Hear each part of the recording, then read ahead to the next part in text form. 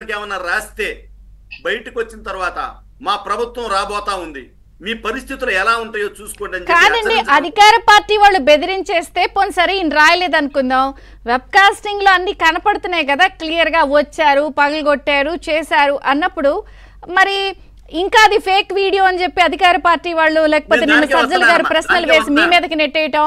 అదేనమ్మా నేను చెప్పేది ఏంటంటే, ఆ వీడియో సభ్య సమాజానికి 5 రోజులు లేటుగా వచ్చిందంటే సిగ్గుపడాలి భారత ఎన్నికల సంఘం. అసలు ఏం చేస్తున్నాడు అక్కడ? విజయభాస్కర్ రెడ్డి అని అతను వెబ్ కాస్టింగ్ అధికారి ఆ రోజు సాయంత్రంకి రిలీజ్ చేయాలి కదమ్మా, చెయ్యాల. రెండోది ఇవాళ నిన్న హైకోర్టులో వాదనలు చేస్తా నిరంజన్ రెడ్డి అని అతను అంటాడు, అది నారా లోకేష్ గారి ఎక్స్లో ఎక్కడుంది? అది అన్నీ వచ్చిన తర్వాత నారా లోకేష్ గారి దాని మీద వాదనలు వినిపించడం ఏంటమ్మా? ఎంత కుట్రలు, ఎంత కుయుక్తులు అంటే అంబటి రాంబాబు కూడా ఫేక్ అంటాడు. అంబటి రాంబాబు బ్రతుకంతా ఫేకే, అతను బ్రతుకంతా అబద్ధాలే, అతను సిగ్గు నీచము ఉచ్చము లేదు అతను. ఇవాళ భారత ప్రజలు అంత క్లియర్ గా నేషనల్ ఛానల్స్ కూడా చూపించినాయమ్మా. లేదు మీరు అది ఫేక్ అయితే అక్కడ పిఓ అని ఎందుకు సస్పెండ్ చేశాడు రాష్ట్ర ఎన్నికల కమిషనర్? ఫేక్ కదా మరి, అది ఎందుకు చేశాడని నేను అడుగుతా ఉన్నా.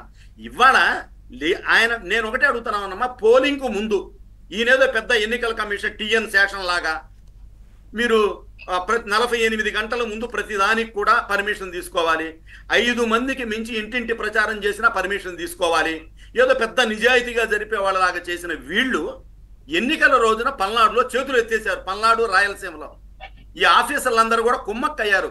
ఎంత దారుణం అంటే నేను ఒకటే అడుగుతా ఉన్నా, సరే ఈవీఎం ధ్వంసంలో మీరు బెయిలబుల్ సెక్షన్స్ పెట్టారు. నేను అడిగేది అసలు అతను పిఓ బయట ఇవ్వమంటే మా ఏజెంట్ మా ఏజెంట్ నంబూరి శాసకించ సింహం లాగా తిరగబడ్డాడు. ఎమ్మెల్యే కూడా ఒక దశలో భయపడ్డాడు, ఎమ్మెల్యేని కూడా కొట్టేవాడు. తప్పేం లేదు ఎమ్మెల్యే చేసిన పనికి కొట్టడంలో అతను మా ఏజెంట్లు అంటే ఏంటమ్మా? రక్షణగా ఉండాలి. మా ఏజెంట్ను బయటికి పోమని మా ఏజెంట్ తెలియక బయటకు వచ్చిన మా ఏజెంట్ని 6 కారులో వచ్చినటువంటి పిన్నెల్లి రౌడీ ముఠ కింద పడేసి తొక్కి రాడ్లతో తలకాయ పగలగొడితే 8 కుట్లు పడితే అక్కడ అది కూడా అందరూ పరిగెత్తుకుంటా వస్తే వాళ్ళు వెళ్ళిపోయారు. వెళ్ళిపోతా కూడా 2-3 గుద్దుకుంటా మహిళల్ని కూడా తీవ్రమైన లకారం భాషలో కూడా దూషిస్తా వెళ్ళాడు. నేను ఈ సందర్భంగా ఒకటే గుర్తు చేస్తా ఉన్నా, మీరు 307 కేసు ఎందుకు ఫైల్ చేయలేదు అంటే మీ వెబ్గా తెలియలేదు అతను కొట్టిన సంగతి. ముఖ్యమంత్రి గారికి రాయేసినప్పుడు 307 పెట్టారుగా, ఇప్పుడు ఇక్కడ పెట్టలేదా? అదే నేను ఒకటే అడుగుతున్నావు, 307 అతను అడిగితే నేను ఒకటే అడిగా, శాసకరావు గారు వెంటనే మీరు స్టేషన్కి ఎందుకు వెళ్ళలేదన్నా? సార్ ఇక్కడ దెబ్బతోనే సరిపోయింది, నేను గనక పోలీస్ స్టేషన్ పోతే నా మీద ఎమ్మెల్యేని ఇచ్చేశారని ఎమ్మెల్యే మనుషులు అక్కడికి వచ్చి నన్ను చంపేస్తారండి. పల్నాడులో కూడా తలతోటి విక్రమ్ అని చెప్పేసి ఒక ఎస్సీ వర్గాన్ని అతను పోలీసులు ఫోన్ చేసి నీకు మేము రక్షణగా ఉన్నాం, నీతో మాట్లాడాలని రమ్మని నరికి చంపించారండి ఏకుంజామున. నాకు ఇక్కడ పల్నాడులో మాకు అన్యాయం జరిగిందని తెలుగుదేశం కార్యకర్తలు కానీ జనసేన కార్యకర్త పోలీస్ స్టేషన్లోకి పోతే వాళ్ళు లోపలికి పోయి వెంటనే ఎస్ఐసిఐలు వైసీపీ వాళ్ళకి ఫోన్ చేస్తారమ్మా, ఇక్కడికి వచ్చారు మీరు రండి వాళ్ళని కొట్టండి అని చెప్పి పోలీసుల సమక్షంలోనే కొడతారు. అంత దుర్మార్గంగా నడుస్తుంది పిన్నెల్లి రామకృష్ణారెడ్డిది, వాళ్ళ తమ్ముడు వెంకటరామరెడ్డిది. కాబట్టి నేనమ్మా ఒకటే గుర్తు చేస్తా ఉన్నా, 7 ఫేజ్లు ఎలక్షన్ డేట్స్ ఇచ్చారు. బహుశా రేపు జరగబోయేది 6th ఫేజ్ అనుకుంటా, లాస్ట్ 1st తారీఖు జమ్మూ కాశ్మీర్లో జరిగింది. మీకు పెద్ద పెద్ద గ్యాంగ్స్టర్స్ ఉన్నట్టు ఉత్తరప్రదేశ్, బీహార్లో జరిగింది. ఎవడైనా ఏ ఎమ్మెల్యే అయినా పోటీ చేసేవాడు ఏ పార్టీ వాడైనా ఒక్క ఈవీఎం పోయి ధ్వంసం చేశాడమ్మా?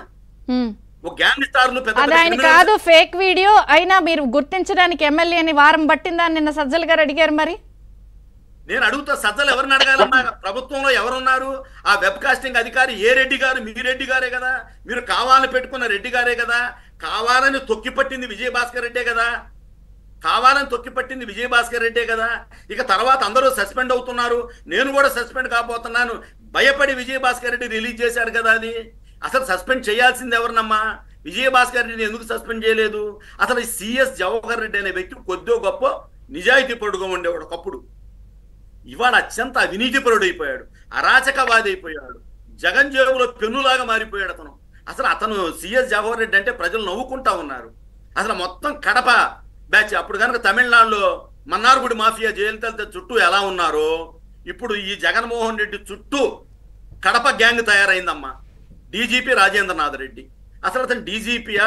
అసలు ఈ రాష్ట్రంలో అమ్మ ఐఏఎస్లు ఐపీఎస్ల కంటే ఒక హోదా, వాడు చదివిన చదువుకి చాలా గుర్తింపు ఉంటుందమ్మా. అత్యంత నిజాయితీ పరులను అనుకుంటారు ఐఏఎస్ ఐపీఎస్. ఇవాళ ఆంధ్రప్రదేశ్ లో పనిచేస్తున్నటువంటి ఐఏఎస్ ఆఫీసరు ఎంఆర్ఓ ఆర్ఐ అంటే దారుణంగా బిహేవ్ చేస్తా ఉన్నాడు. వాళ్ళ స్థాయికి దిగజారిపోయి ప్రవర్తిస్తా ఉన్నారు. ఇక ఐపీఎస్లు అయితే ఏఎస్ఐలు హోంగార్డులు వాళ్ళు నయమండి. వీళ్ళ మీద వచ్చిన వాళ్ళ చేత రిపోర్ట్ అన్నా తీసుకుంటా ఉన్నారు. కనీసం వీళ్ళు ఫోన్ తెలుగుదేశం వాళ్ళు వచ్చారా కంప్లైంట్ తీసుకోబాకండి అని చెప్పి ఆర్డర్ చేస్తా ఉన్నారు. ఇంత దుర్మార్గం జరుగుతూ ఉంటే ఈ రాష్ట్రంలో అసలు పట్టించుకునే నాదుడేను. నేను ఒకటే, దీని అంత బాధ్యత ఎవరమ్మా? కేంద్ర ఎన్నికల కమిషనరు, రాష్ట్ర ఎన్నికల కమిషనరు. వీళ్ళు ఎక్కడ కళ్ళు మూసుకొని ఉన్నారు? తిరుపతిలో వీళ్ళు చేసిన అరాచకం ఆ రోజు చూస్తా ఉన్నారు.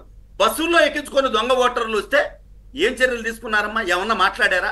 ఆ రోజు కనుక ఈ ఒక్క ఇన్సిడెంటే కాదు, ఇప్పుడు మనం కొంత కంపారిజన్ కి వెళితే ఏదైతే పిన్నెల్ అరెస్ట్ కి సంబంధించిన హై డ్రామా నడిచిందో, అవినాష్ రెడ్డి అరెస్ట్ అప్పుడు కూడా ఈ కర్నూలు దగ్గర అవుట్స్కట్స్ లో ఇలాంటి హై డ్రామానే నడిచింది. ముప్పాల్ సుబ్బారావు గారు ఒక్కసారి నేను మళ్ళీ ఇస్తాను మీకు కనిపిస్తుంది మీకు. ఇది మేడం గారు, ఇది దొంగ పోలీస్ ఆట. ఇది ఊరికే ఏదో అరెస్ట్ ఏం జరగలేదు. వీళ్ళకి అందరికీ తెలుసు అతను ఎక్కడ ఉన్నాడో తెలుసు.